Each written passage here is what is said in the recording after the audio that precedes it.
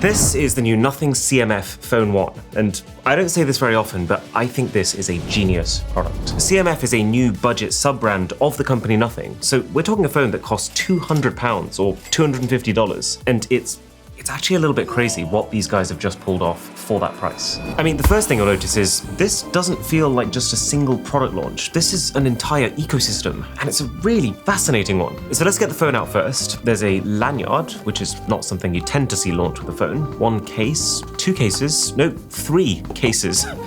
A card wallet, I guess that's for the back of the phone. There's a stand, the Buds Pro 2, and then the Watch Pro 2. And it all feels very new, because we've seen plenty of budget phones before, but what you don't often get is a budget accessory ecosystem like this, all designed to work specifically around that budget phone as the centerpiece. Everything has, well, on one hand, a slightly cheap, thin, plasticky feel to it, but then on the other hand, it's all really tastefully designed. It kind of feels like all of these products have had high-end thought and care put into them, even if the physical materials and the finish are more basic. So like these are the CMF Buds 2 Pro, and even though they're very light and clearly not a luxury item, they still feel sophisticated and intentional in their design, not like a cheap version of something that the company would rather you buy. And then the Watch Pro 2. Yeah, it's slick, clean. You never want a watch to go too crazy on design, because then it won't match your outfits. So this feels like a pretty appropriate level to me. Right, let's get into this phone. It's a thin package, so we all know what that means. Okay, so the device is on top, and below that is a generic white USB-C to C cable, which you should be able to use to transfer everything from your old phone, and then an orange SIM ejector. Right, peel time.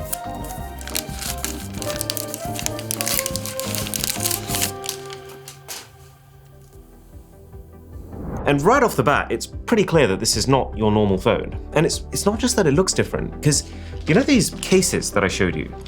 These are actually backplates. So if you look inside the packaging they came in, you'll see a bunch of other stuff, like this tool, which is both a SIM ejector and a screwdriver that allows you to take off these 4 screws on the back of your phone, after which you unwind this circular piece and your plate pops off. And this is a pretty big deal for a number of reasons. One, that repairing this phone is going to be a lot easier and I hope cheaper than almost any other phone, but that part's not confirmed. Two, that you don't need a case anymore. You can actually use your phone naked, guilt-free, knowing that if you ever do something stupid, you can just swap the backplate out for, I mean, it's not even that much money. £29 is what they're charging for these kits, including the tools. The third thing is it means you can mix and match. So I really like this orange back. It swaps out the slightly cheap feeling, very scratchable plastic for a more grippy, less scratchable vegan leather type finish. And it's bright orange, so let's put it on. But then I'm looking at the orange SIM tray, the orange circle screw thing, and the silver screws that come with it, and thinking, silver screws are pretty nice, but for the other parts, I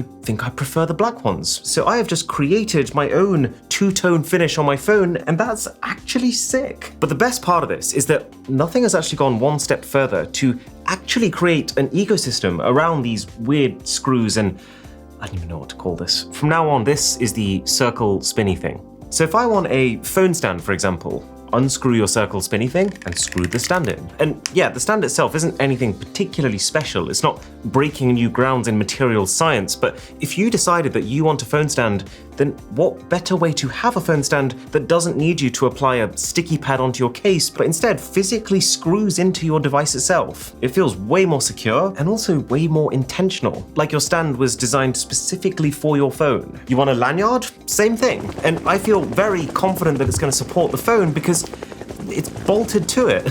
Or like, there's no MagSafe wireless charging baked into this phone, right? You can't just slap one of those Apple wallets onto the back of this and expect it to hold. But screw this CMF wallet enclosure in, like this. That's very secure. And now you have your magnet to be able to attach your wallet on top of. And this thing can hold like 3 cards. This whole thing reminds me very much of a mentality that I discovered in India. It's called Jugaad. It means frugal innovation. Inventive ways to use what you have to achieve things that would normally require more resources. Because just by properly thinking this through before building it, this company has genuinely achieved a really high level of functionality without making it cost them any more to build this thing. You're actually getting something here that you can't get just by paying through the nose for a higher end device. Like, Nothing has managed to make something that gives their $250 phone a tangible leg up over my $1,200 phone. And that is absolutely amazing. My mind is kind of whirring at the possibilities. Like, I'm just thinking as an example, what if you use this screw and this screw to add a permanent lens attachment to your cameras? You know, instead of those ones that you have to clip on and anything more than a light breeze will remove for you. Now, I would personally be a little bit worried about things getting inside. They have managed to get an IPX2 rating, which is basically very minor water protection and nothing for dust. And I think it's somewhat telling that that's the max rating they could get, because yeah, anything designed to be taken apart this easily is obviously not particularly well sealed. And also, as cool as the circle spinny thing is, I do find it a little bit uncomfortable just because it sticks out. But let me be very clear, all in all for the price, this is one of the best designed phones I've ever seen, which I'm only half surprised by because the entire name of this sub-brand, CMF, very literally stands for colors, materials, and finish. It's actually the rest of the phone that surprised me more. So let's talk about it. If you're winning with design at $250, then where are you losing? Well, it's not the screen. This is a 120Hz adaptive AMOLED Full HD Plus display. It's very smooth, it's sharp, it's punchy. This thing can display HDR10 plus content, which is a luxury that you could only get by paying over $1,000 like literally 2 years ago. They've pre-installed a screen protector, which I always rate, and this right here is an in-display optical fingerprint scanner, which is, well, it's fine, it works.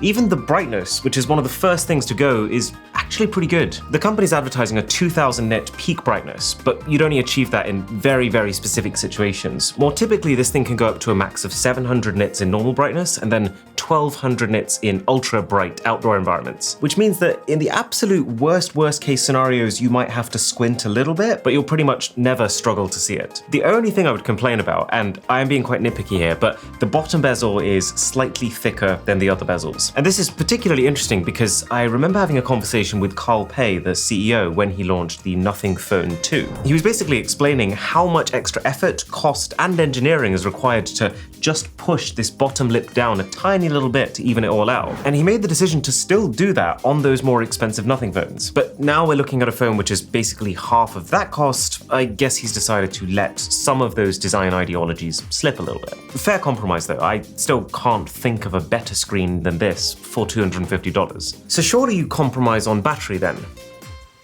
No. The phone has a 5000 mAh cell. The chip is actually based on the very efficient 4nm process. The software skin is very light, no thanks to the thousands of apps I've installed on top of it. And I also noticed they set the phone to dark mode by default with all black icons, which is good because this AMOLED display will turn off anywhere it's displaying black pixels, to the point where there is no doubt in my mind that I will be gracefully carried through the day by this thing. Like if I just pull up my battery settings now, it's saying I've had 4 hours of screen on time and I'm still on 60% battery. So I'm currently on track for this thing lasting 10 hours of screen on time on this charge, which, am I ever going to need more than that? Only weird thing is, even though the phone is stupidly easy to take apart, you still can't actually swap the battery out yourself if you decided that your existing one is getting old, which feels like a missed opportunity to me. And the charging situation is okay. There's no wireless charging, and the wired charging is up to a pretty mediocre 33 watts. But since you don't get the charging brick to achieve that wattage, I imagine most people will be operating under that. But the important thing is the battery life, and the battery life they have nailed. And you're not compromising with the software either. This phone runs Nothing OS 2.6 based on Android 14, and I love this software skin. It's light, it doesn't interfere too much with what stock Android already does well, but where it does, it's little thoughtful things to either make your phone more aesthetic or make it less distracting. There's an AI generator tool for wallpapers, which is quite limited in options. It would be nice if you could at least specify the color you wanted, but equally it does churn out reliably good results. They never seem to look too AI generated, if you know what I mean. And you're getting that with 2 years of major Android updates and 3 years of security updates, which is no doubt a big part of where money is saved compared to the more expensive Nothing Phone 2, for example. It's not a bad level of support, it's pretty standard at this tier. It's just it's nothing spectacular.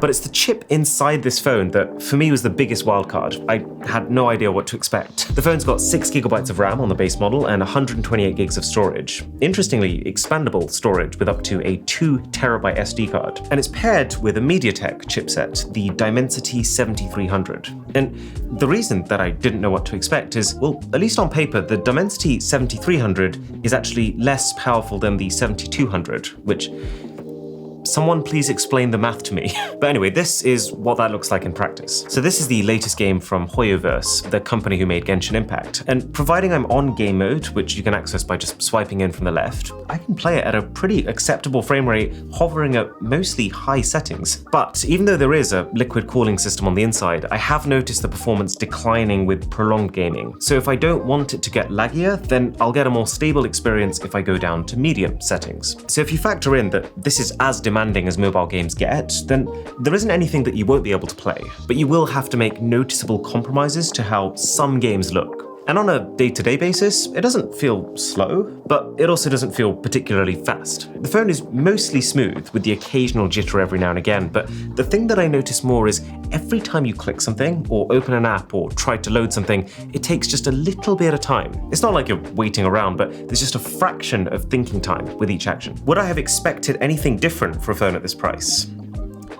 No, not really. It's actually just that most of the phone is so good that it makes you forget how much it costs, and I'm actually, in my mind, benchmarking it against much more expensive devices. Audio is probably the most obvious downgrade I noticed. It's just a very simple mono speaker at the bottom. You don't get any kind of stereo effect using the earpiece as a second speaker, and you lose a little bit of the sophistication of your music when listening through it. But I also wouldn't go as far as to say that it's a bad speaker, and it is actually rather loud. So then, what this really came down to for me was the cameras. If nothing managed to do all of what they've done and also smash it with the cameras, then this thing was going straight to the Hall of Fame. But equally, this is where I was expecting a big, noticeable dip in the phone experience. So I slowly approached that camera button, fully ready to lose a chunk of respect for this device. But do you know what? These mad lads have kind of done it. So the phone has two cameras, but it's a little bit of a weird one because the top camera is actually just an assist camera. You can hold your finger over it and still perform basically every single function of your phone's camera. The only thing that you can't do without it is add the portrait mode effect to your shots. So if I take this photo while covering the lens, it'll look like this. If I take the same photo after having removed my finger, it will look like this. What do those photos look like? Well, very nicely detailed. You have plenty of room to zoom in further and they will still look sharp. The wide aperture and decent sensor size gets you some nice foreground-background separation and mostly flawless high dynamic range. I say mostly just because it's absolutely spot on for big scenes where there's an overexposed sky, but it often misses the small things like a bright light bulb in your shot that needs controlling. And you know what? The video has no right to look this decent. The phone shoots 4K footage at 30 frames per second, and it doesn't feel particularly noisy, which you might expect it to since this phone's chip doesn't have the best image signal processor. It doesn't feel massively unstable, which you might expect it to given that this camera has no optical image stabilization. And the focusing isn't jittery, which you might expect it to given that there's no laser autofocus or anything close to it. The hardware of these cameras is nothing special for the price, but it's the attention to fine-tuning what is there. That's the reason that you can record footage like this. Now, for me, there are 4 things that I felt have been a bit lacking. The color science is perfectly fine with most flowers and objects, but it's faces that it really struggles with. It's not abysmal, but side by side with a top-end phone, it becomes very clear how much of that super intelligent fine-tuning that you might have come to expect that you're missing out on. Portraits, which feel pretty fine in isolation, but again, next to a top-end phone, it doesn't take a detective to see the subtle nuances being lost. The zooming experience is pretty bad. The fact that there's no dedicated zoom camera, combined with the lack of AI intelligence to know what to do without it, means that zooming in 10 times here really does feel like you just took a photo at 1 time and blew it up 10 times. It's not pretty. And then finally, there's no ultra-wide camera. And I can kind of see why, because obviously they're not going to have a lot of spare budget to add in a good one, and so adding in a cheap one just for the sake of it might make the overall camera feel worse. But it is still a lacking feature. The key thing to bear in mind though is compare this camera to any phone in its own price range, and I would say it's at least as good. I just want to make it clear what you're not getting. So the long and short of it is, the CMF Phone 1 is maybe the most instantly recommendable phone I have ever used. We've seen this formula before. Company launches a new sub-brand, company wants to generate hype for that sub-brand. So company makes the first offering in that sub-brand particularly generous. Point being, it might not stay this way, but that doesn't change the fact that for what this is right now, at this price, it feels like a complete steal to me.